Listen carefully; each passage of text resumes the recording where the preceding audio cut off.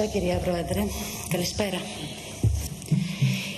Χθες ήταν η ημέρα εορτασμού της μητέρας που την οφείλουμε στην Αμερικανίδα ακτιβίστρια Άννα Τζάρβις. Την ημέρα αυτή την αφιερώνουμε συμβολικά στις μητέρες όλου του κόσμου για να τους πούμε πρώτα απ' όλα ένα μεγάλο ευχαριστώ που μας έφεραν στη ζωή. Για όλα όσα έκαναν και κάνουν για μας και να εκφράσουμε την ευγνωμοσύνη μας για την ανεκτήμητη προσφορά τους στη διαμόρφωση του καθενός μας και κατ' επέκταση στην κοινωνία μας. Στον πυρήνα του εορτασμού αυτής της ημέρας και πίσω από την εμπορευματοποίησή της υπάρχει μια πολύ επίκαιρη ιδέα. Η πολιτική και κοινωνική σημασία της μητρότητας. Και δεν μιλάω για τη μητρότητα μόνο σαν βιολογική σχέση, αλλά σαν στάση ζωής. Θα μιλήσω για τη μητρότητα με έναν τρόπο ίσως παράτερο, διότι δεν την αντιλαμβάνομαι δεμένη απαραίτητα μόνο με το σώμα ή την οικογένεια, αλλά τη νιώθω σαν επαναστατική κοινωνική δύναμη. Σαν δύναμη που δεν οριοθετείται, δεν κλείνεται πίσω από τοίχους, αλλά διδάσκει σε όλους μας, γυναίκες και άντρες, το πώς να αγαπάμε. Μιλώ για την αντιεξουσιαστική μητρότητα.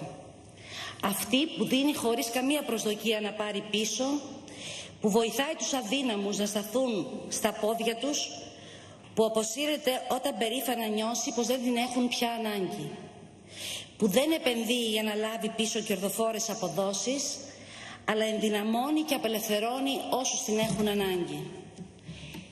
Μητρότητα είναι η κατεξοχήν πρακτική της αγάπης. Η γυναίκα που ταΐζει τους πρόσφυγες στο προσκέφαλο του σπιτιού της και ο άντρας που στέκει δίπλα στο διαβάτη και τον σηκώνει όταν σκοντάφτει. Η σημερινή μου ομιλία λοιπόν επιθυμώ να είναι πολιτική και κοινωνική για να δώσω στη μητρότητα το νόημα και τη θέση που θεωρώ ότι της αξίζει. Άλλωστε η έννοια της μητρότητας και της ανιδιοτελούς αγάπης βρίσκεται στον ίδιο τον πυρήνα της πολιτικής συγκρότησης της κοινωνίας μας. Το βλέπει κανείς στις εικονογραφίες της Παναγίας, το βλέπει όμως και στις επαναστατικές απεικονίσεις της δημοκρατίας, όπου οι θηλυκές μορφές κουβαλούν τις αξίες της ελευθερίας και της αδελφότητας, τα τέκνα της νεότερης ιστορίας. Όμως σήμερα οι αξίες αυτές περιφρονούνται, η κοινωνία οπισθοχωρεί απέναντι σε αυτούς που θεωρούν ότι η αγάπη ανήκει σε κλειστά σύνορα, πέρα από τα οποία υπάρχει μόνο μίσος και φόβος.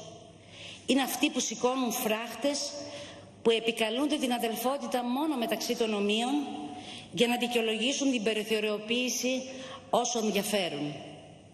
Αλλά υπάρχει και μία ακόμα απειλή για την κοινωνία.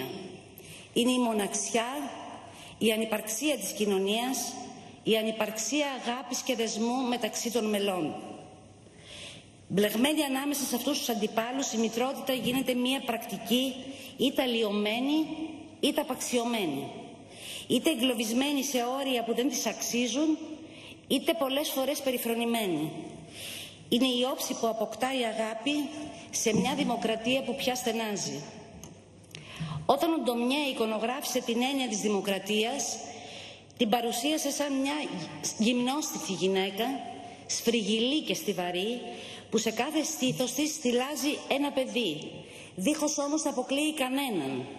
Απεικόνισε δηλαδή την πολιτεία σαν μια μητέρα που οφείλει να εξασφαλίζει σε όλους ζωή.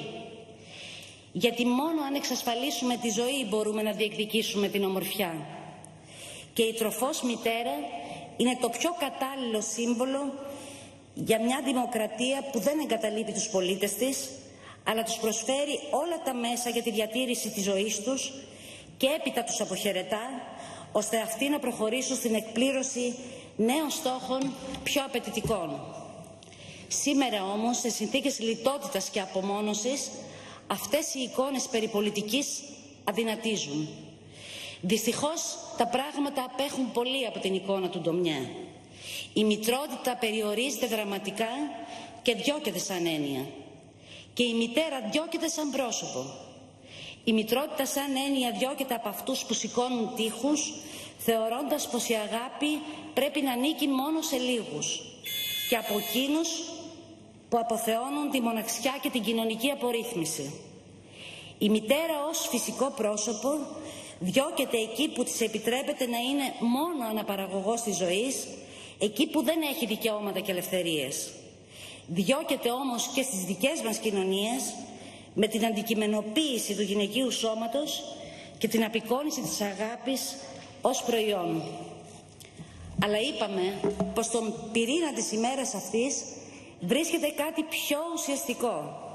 Κάτι που μπορούμε να το κάνουμε χωρίς να εξετάζουμε στατιστικούς πίνακες και να προσταφαιρούμε τιμές και αριθμούς. Αυτό που μπορούμε να κάνουμε είναι να μιλήσουμε για την αυτονόητη σοφία της αγάπης.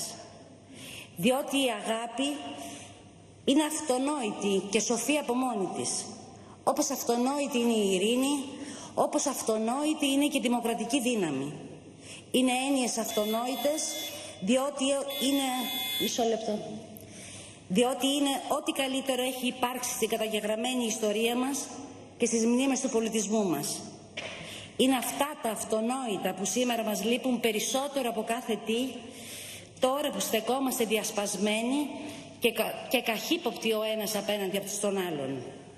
Αυτά είναι όσα ήθελα να πω για τη μητρότητα ως στάση ζωής. Δίχως φύλο, δίχως πρόσωπο, απλά ως ατμόσφαιρα αγάπης που εγγυάται τη ζωή και την κοινωνία. Χρόνια πολλά λοιπόν σε όλους τους πρέσβεις και τις πρέσβυρες της μητρότητας. Σας ευχαριστώ.